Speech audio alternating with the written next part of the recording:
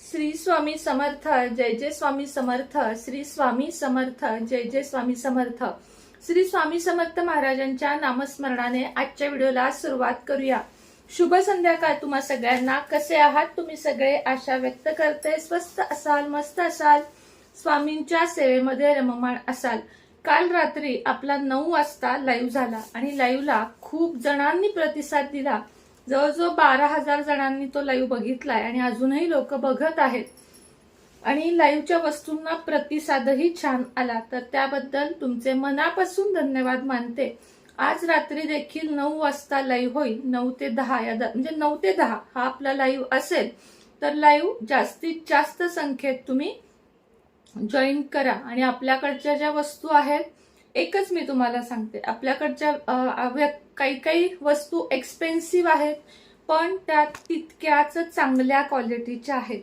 एक गोष्ट सांगते तुम्हाला, आपण जेव्हा रंगीत काहीही घेतो, कुठल्याही गोष्टी मार्बल वगैरे घेतो, तर त्या पडल्या की त्या फुटतात. आणि ज्यावेळेस आपण चांगल्यातल्या घेतो, म्हणजे पंचधातूच्या मूर्ती माझ्याकडच्या आहेत, मी पितळी सुद्धा ठेवत नाही तर पंचधातू ठेवते. त्या तुम्ही आत्ता जर देवघरात केल्याच स्थापन, तर तुमचे मुले, त्यांची मुले सुद्धा वापरतील. म्हणजे एवढा हा शेवटपर्यंत. आणि देव हे सारखे किंवा दर 2 वर्षाला, महिन्याला हे खरंच बदलू नयेत, हे कायमस्वरूपीचेच असावेत. देव कसे असावेत तर पंचधातूचे असावेत, चांदीचे असावेत. म्हणजे तुम्ही बघा, आपल्या घरात लक्ष्मी चांदीची असते, बऱ्याच घरात गणपती चांदीचा असतो, अन्नपूर्णा चांदीची असते. कारण चांदी ही एक शुभतेचं प्रतीक आहे. म्हणजे एक म्हणतात ना, मांगल्याचं प्रतीक आहे चांदी. आपण म्हणतो बघा की कोणाचं काही चांगलं झालं तर आपण म्हणतो त्याची चांदी झाली, म्हणतो की नाही सांगा, त्याची चांदी झाली. किंवा त्याचं गेला एखादा माणूस तर आपण म्हणतो त्याचं सोनं झालं. तर अशा पद्धतीनं चांदी ही अत्यंत शुभ मानली गेली आहे. पण चांदी आपल्यासारख्या सगळ्यांना परवडत नाही, म्हणून आपण किमान पंचधातूच्या मूर्ती नक्की देवघरात स्थापन कराव्यात. अशा पद्धतीच्या मूर्ती आवडतात, जरा ज्यांना खरंच आवडतात नक्की ठेवा, पण या हॉलमध्ये ठेवा, देवघरामध्ये ठेवू नका. कारण त्यामध्ये जे आपण प्राण आणतो किंवा प्राण प्रतिष्ठा करतो ते आपल्याला या मूर्तीमध्ये करता येत नाही. आणि दुसरी गोष्ट, गणपतीसाठी खास तुपाच्या वाती आहेत. 50 वातींचा डबा आहे. हा जरा पटपट बुकिंग करा, कारण कमी राहिलेत डबे, पुन्हा मला मागवता येतील. पटपट बुकिंग करा. 360 रुपयाचा आहे. कुरिअर खर्च 60 रुपये राहील. 50 वाती आहेत. किमान 2-3 डबे घ्या, म्हणजे तुमचा पूर्ण गणपती आणि पुढे अजून तुम्हाला जाईल. भीमसेनी कापूर, हे बघा, ओरिजिनल भीमसेनी कापूर 490 रुपये. खूप छान कापूर आहे, तर हा देखील घ्या. आणि उदबत्त्या वगैरे सुद्धा जेवढ्या हव्या तेवढ्या आहेत. तर आज रात्रीचा लाईव्ह आपण उदबत्त्यांचा घेऊया. खास नवीन खूप सुंदर उदबत्त्या आलेल्या आहेत, तर त्याचा लाईव्ह घेऊया आज रात्री आपण. तर चला, आत्ताचा छोटासा व्हिडिओ तुमच्यासाठी घेऊन आलेली आहे. ते म्हणजे पैसे कमी पडतात. बऱ्याच लोकांना हा प्रॉब्लेम आहे की ताई, आम्हाला पैसे कमी पडतात, आमच्या घरामध्ये पैशाला बरकत नाहीये. आमचा म्हणजे माझा नवरा असं म्हणतात, लाख कमवतो, 2 लाख कमवतो, पण शेवटी कर्जच संपत नाहीये. किंवा महिन्याचा शेवट आला की आम्हाला कुणाकडे तरी पैसे मागावे लागतात. का बरं ताई असं होतं? तर त्यासाठी तुम्हाला 2-3 गोष्टी जपायच्या आहेत. अगदी छोट्या आहेत पण खूप महत्वाच्या आहेत. पहिली गोष्ट म्हणजे, तुम्ही जेव्हा तुमचा पगार होतो, आता सगळ्यांचे पगार ऑनलाईन होतात, सगळ्यांचे. म्हणजे असं खरंच कोणी उरलं नसेल ज्यांना कॅश मध्ये पेमेंट मिळतो, थोडेफार लोक सोडले तर. मग जेव्हा आपला पेमेंट होतो तेव्हा तो बँकेत जमा होतो. एटीएम कार्ड आपण ठिकठिकाणी वापरतो किंवा गुगल पे वापरतो. एक गोष्ट लक्षात ठेवा, 1 तारखेला पगार झाला की बँकेतून 1000, 2000, 5000 काही ठराविक रक्कम, 1000 तरी आणा, घरी आणा, देवासमोर ठेवा, त्याच्यासोबत साखर ठेवा. जुन्या बायकांचं आठवा हो तुम्ही की किती सुंदर त्या पैसे देवापुढे ठेवून साखर ठेवायच्या. शुभ काही घडलं की लगेच देवघरापुढे पळत जायच्या. त्यामुळे त्यांचा पैसा आपल्यापेक्षा खूप कमी कमवत होते. ते मान्य आहे, तेव्हा महागाई नव्हती, पण आपल्यापेक्षा खूप कमी कमवत असूनही खूप जास्त समाधानी होते ते लोक. आणि आत्ताची जी लोक आहेत ती पैशासाठी वाटल ते करायला निघालेली आहेत. म्हणजे त्यांना तो पैसा कमवण्यासाठी मी काय करू आणि काय नको, म्हणजे मार्गच ठेवत नाहीत ते, की एक तर एक करीन, 10 मार्ग अवलंबतात तरी महिना अखेरला त्यांना पैसा पुरत नाही. तर असं न करता आपण जे काम करतोय ते प्रामाणिकपणे करा. पगार झाला की तो पगार आणून देवघरासमोर ठेवा. प्रयत्न करा की ते जे 1000 रुपये आहेत ते आपण तिजोरीत ठेवू आणि ते पुन्हा खर्च नाही करायचे. सवय लावून घ्या. अगदी 5,000 10,000 जरी तुमचा पगार असेल ना, मी म्हणते 500 रुपये पोट मारून बाजूला ठेवा, पण ते बाजूला ठेवा. आपल्या तिजोरीत कायम, परिस्थितीप्रमाणे सांगते, आपल्या तिजोरीत कायम 500, 1000, 2000, 5000, 10,000, श्रीमंत असाल 20, 50,000, 50च्या पुढे नको, कारण पुढे चोरीची वगैरे शक्यता असते. तर इथपर्यंत रक्कम कायम तिजोरीत हवी आणि तिजोरीमध्ये पहिल्यांदा माता लक्ष्मीची मूर्ती ठेवायची, भगवान कुबेरांची उत्तर दिशेला तोंड करून मूर्ती ठेवायची, मागं एक आरसा ठेवायचा, मागं एक आरसा ठेवायचा आणि पुढं हे सगळं ठेवून खाली लाल वस्त्र आणि गुलाबाची अत्तर कायम त्याच्यामध्ये ओपन ठेवायचं. आणि हा प्रयोग तुम्ही जेव्हा कराल तेव्हा तुमच्याकडचा पैसा वाढत वाढत वाढत वाढत जाईल. आणि मध्ये मी तुम्हाला एक मनी बाउल सांगितला होता, ज्या लाल ज्या मटक्यामध्ये सगळी धान्य भरायची, त्यामध्ये तो लाल एक तिजोरीतला चांदीचा किंवा साधा कॉईन ठेवायचा आणि पूजा करून ते कपड्यात बांधून कायम ठेवायचं. त्याच्यामुळे सुद्धा तुमच्याकडचा पैसा संपत नाही. आणि दुसरी गोष्ट, पैसा मोजताना, ही फार महत्वाची गोष्ट आहे, पैसा मोजताना थुंकी लावायची नाही पैशाला. काही जण बघा असं करतात, पाणी घ्या, स्पंज घ्या, थुंकी लावू नका. खूप घाणेरडी गोष्ट आहे. माता लक्ष्मी येते, त्याच्यावर आपला सगळी दिनचर्या चालली आहे. रोजचे 500 रुपये हल्ली नाही, म्हणजे रोजचे 500 रुपये पुरत नाहीत हल्ली. दूध घ्यायला गेलात तर 70 रुपयांनी आहे, भाजीपाल्याला गेलो तर 200-300 रुपये जातात. येताना एखादं काही फुलं घ्यावी वाटली 20-30 रुपये जातात. गेले 500 रुपये संपले. त्यामुळे त्याला थुंका लावू नका. तुम्ही कधीही थुंका लावू नका.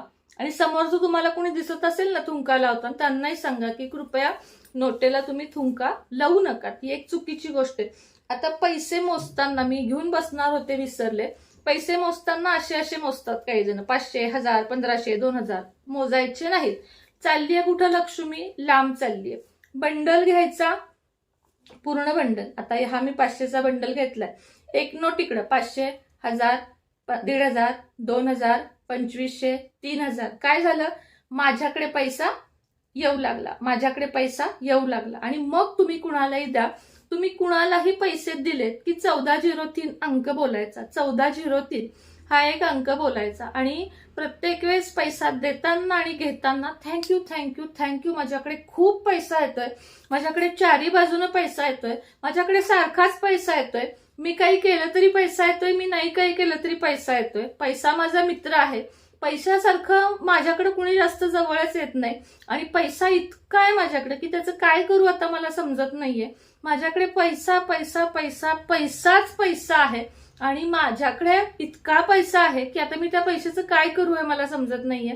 पैसा माझा मित्र आहे, पैसा माझं म्हणजे माझ्याकडे येतच राहतो, इकडून येतो तिकडून येतो तिकडून येतो, पैसा येणं थांबतच नाही आणि माझ्याकडचे पैसे कधी संपतच नाही, तर ते खूप खूप खूप वाढत चाललेत. हे जर तुम्ही बोलाल, पैशावर जर तुम्ही प्रेम कराल तर पैसा पण तुमच्यावर प्रेम करेल. पैशाचा तुम्ही आदर ठेवाल तर पैसा पण तुमचा आदर ठेवेल. अति उधळीक नसावं, अति कंजूस नसावं. माता लक्ष्मीला दोन्ही माणसं आवडत नाहीत.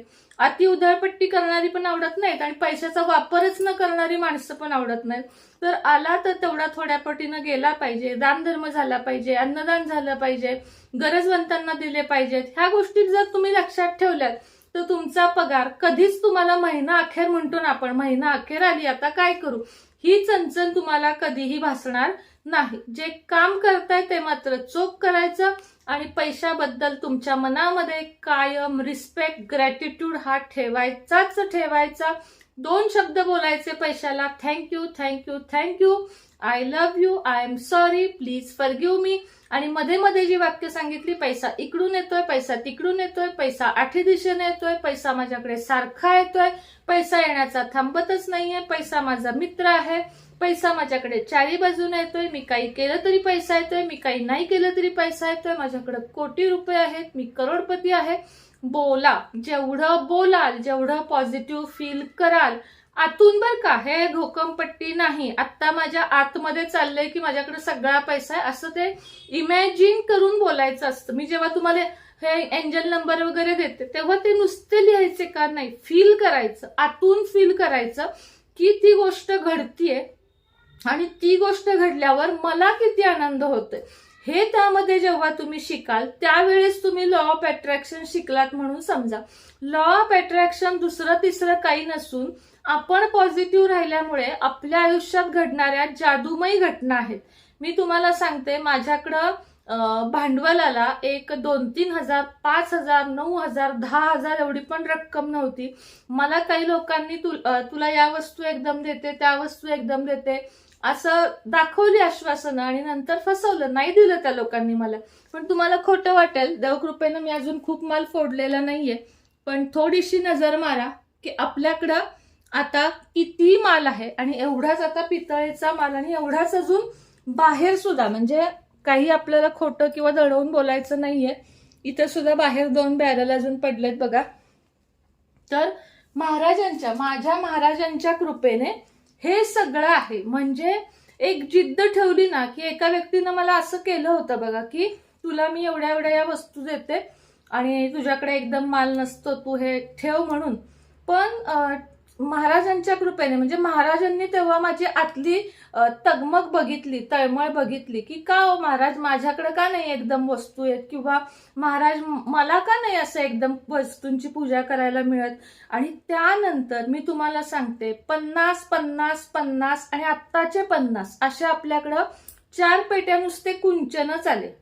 तुम्हाला विश्वास नाही बसणार, स्वामींना स्मरून सांगते मी, शपथ घेऊन की खोटं नाही बोलत. 4 पेट्या कुंचन आले, तेवढंच बाकीचं सगळं सामान आलं आणि तेवढीच विक्री पण वाढली. आज मी लाईव्ह सुद्धा घेत नाहीये, तुम्ही बघताय आपले नुसते स्टेटस आणि जुन्या व्हिडिओवर मला ऑर्डर पुरतात. एवढ्या भरपूर मला ऑर्डर असतात. मला लाईव्ह आता मी एक गणपती गौरीपर्यंत प्रयत्न करणार आहे की रोज घ्यायचा, पण मला एवढी पण महाराजांनी म्हणतात ना त्रास दिला नाही की तुला बस बाई कर. पण आता कालपासून ठरवलंय, नाही आपण पण थोडंसं सोशल मीडियावर लोकांशी कनेक्ट राहायचं. भले आपण वस्तू 1-2 दाखवू, पण लोकांशी कनेक्ट राहणं गरजेचं आहे. अजून एक तुम्हाला विचारायचं होतं की तुम्हाला माझे हे दिसतात का, व्हिडिओ आलेले दिसतात का, नोटिफिकेशन येतेय का? तशी नसेल येत तर एकदा अनसबस्क्राईब करा, पुन्हा सबस्क्राईब करा, शेजारी बेलचं बटन आहे ते दाबा आणि खाली ऑलचं बटन आहे ते दाबा, म्हणजे तुम्हाला माझी नोटिफिकेशन येईल. कारण माझ्या नोटिफिकेशन आता पोचत नाहीयेत बऱ्याच लोकांपर्यंत, त्यासाठी हे करा, अनसबस्क्राईब, पुन्हा सबस्क्राईब, बेलचं बटन आणि ऑलचं बटन एवढं दाबा. ऑर्डर आल्या नाहीयेत कुंचनच्या, कारण कुंचन स्टॉकआउट आहेत. आले की तुमचे मी लिहून ठेवलेले आहेत, सगळ्या काढून ठेवलेलं आहे साहित्य. फक्त कुंचनचा बॉक्स माझ्या घरी आला की ते पाठवणार आणि नवीन कुंचन ते संपायच्या आत लगेच पुन्हा ऑर्डर आपण करणार आहे. तर चला, श्री स्वामी समर्थ. आत्ताच्या व्हिडिओमध्ये इतकीच माहिती होती, पुन्हा भेटेल. आणि हा ब्रेसलेट कॉम्बोचं विचारत होते मला, तर आपले 3 प्रसिद्ध कॉम्बो आहे. ह्या 3 कॉम्बोने तुमचं दुनिया बदलणार. कुठले? पायराइड, मनी मॅग्नेट, फिरोजा. 3 ब्रेसलेटने आपल्या इतक्या कस्टमरचे रिव्ह्यू मला आलेत की ताई खरंच खूप चांगलं चालू झालं. हे 3 ब्रेसलेट जर घालाल हातात, 3,000ला 3 आपण ठेवलेले आहेत. ओरिजिनल खात्रीचा क्रिस्टल आहे, प्लॅस्टिकचा वगैरे नाही.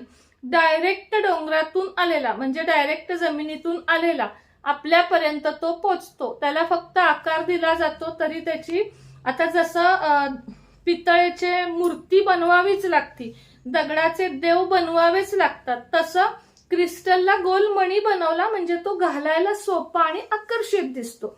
म्हणून आपल्याकडे ओरिजिनल म्हणजे थंड पडणारे जे क्रिस्टल असतात ते आपल्याकडे आहेत आणि ते एकदम ओरिजिनल आहेत. आपण वेळानं देतो, थोडं देतो, पण ओरिजिनल देतो.